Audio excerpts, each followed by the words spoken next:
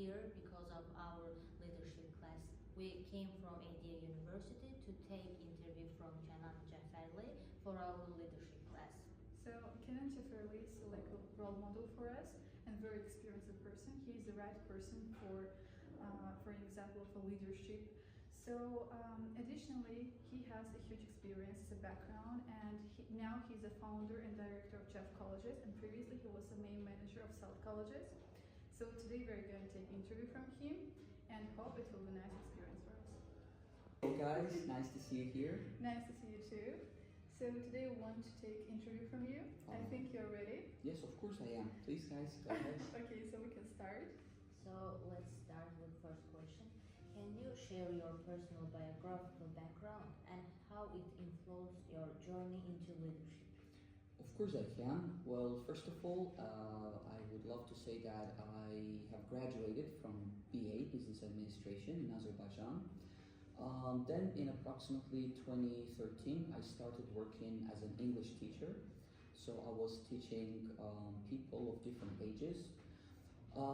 But since I had a very good background in mathematics, then I started teaching the SAT. Back in those years, it was paper-based SAT, then it switched to digital. So I was a teacher for approximately, I guess, 8 or 9 years. So during this time, I really started to love the educational sector, and I started to see myself in there because previously, like before that, I hadn't thought that I would end up in this sphere eventually, but I did, and I loved it. And I think it was in 2019, I started leading one of the branches in one of the schools in Baku. So it lasted for approximately 4 or 5 years. And then in the summer of 2024, I founded my own educational center, Jeff Colleges. And right now we are delivering different services to students of different ages. Okay, so next question is, what experiences shaped you as a leader? Are leaders born or made? Well, that's a nice question. I really believe that the leaders are made because I think that being a leader or a person who like leads the team or runs an office or company, it's a matter of certain things. First of all, I think that the person should be very disciplined because only discipline can eventually get you to the point where you want to be at the end. The second thing, I think the person should be really self-confident, and he or she should be able to share that confidence all across the team. And also, I think that person needs to be empathetic to others and understand what people in the team want and what they expect from him or from the company. So based on these characteristics, I think that leader is something made rather than born. So our next question is, what were the hardest situations in your leadership experiences and how did you navigate them? All right. So most of our classes right now too, and also in the past, they were conducted offline. So as you know, at the beginning of 2020, there was a pandemic, COVID-19, which was spread basically all over the world. And it hit us very unexpectedly, so we were not like ready for this pandemic. And I remember the time when basically neither us nor the students knew what we have to do. So everything stopped for like this for a second. But then we kind of quickly got used to it. So the way how we navigated this problem is basically we developed a system, an online system, where students could easily join and have their lessons from the comfort of their houses, of their homes. And but I remember that the time was really stressful because we had to do a lot of work. But eventually, I think we succeeded, and yeah, as the time showed, it was pretty successful.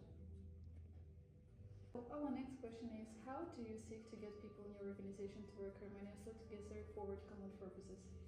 Okay, well, that's a nice question too. Well, in my opinion, there should be certain values shared by everyone in the company or in the team.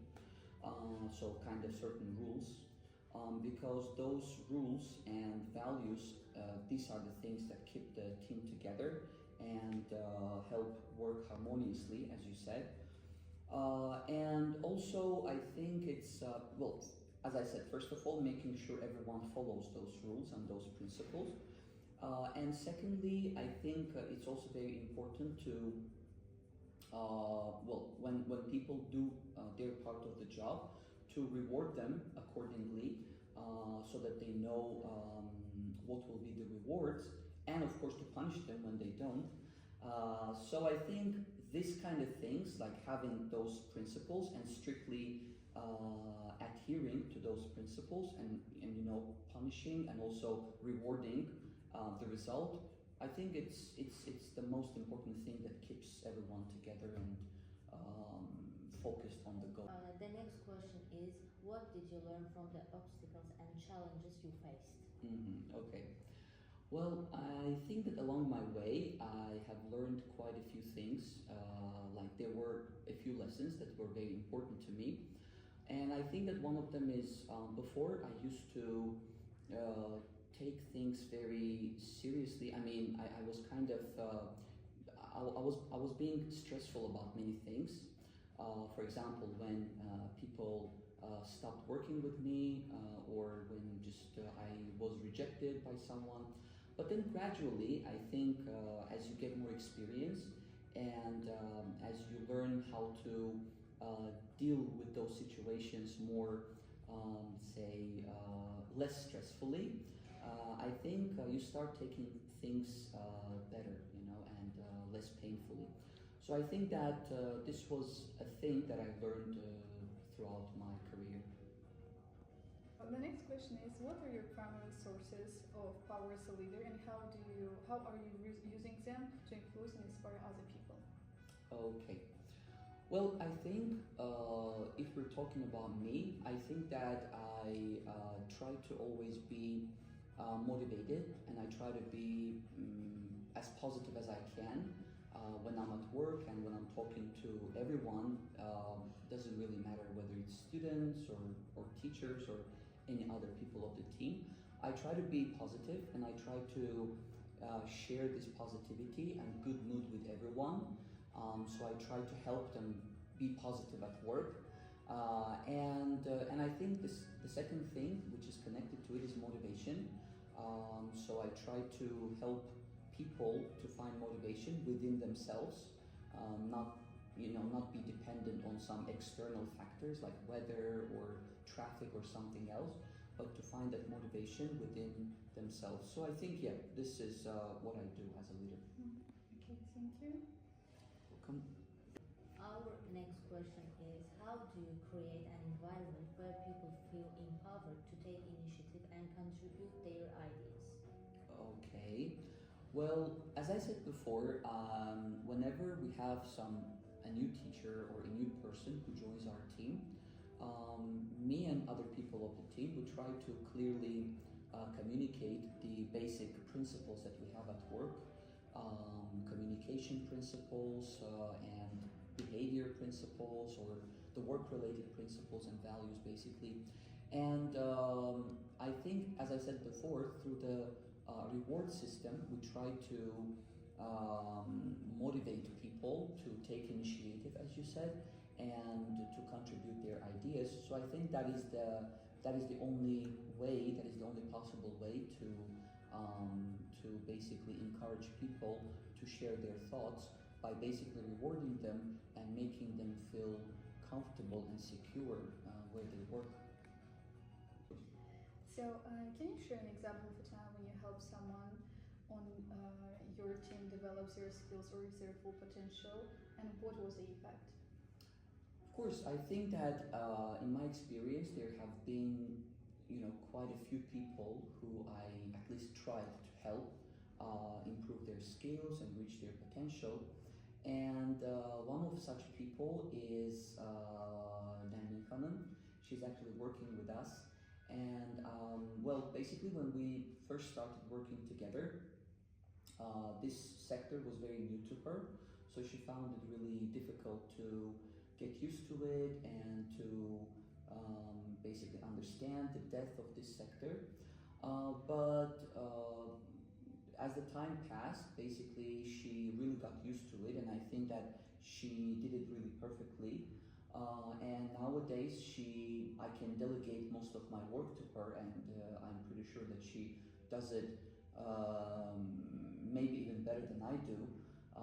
So like yeah, and I think that that is the impact. So from like being a very novice in this sphere, she turned into a professional in the educational sphere. So I think it's a very big work by her. So the next question is, what are the most important qualities of a leader to develop in your opinion? Okay.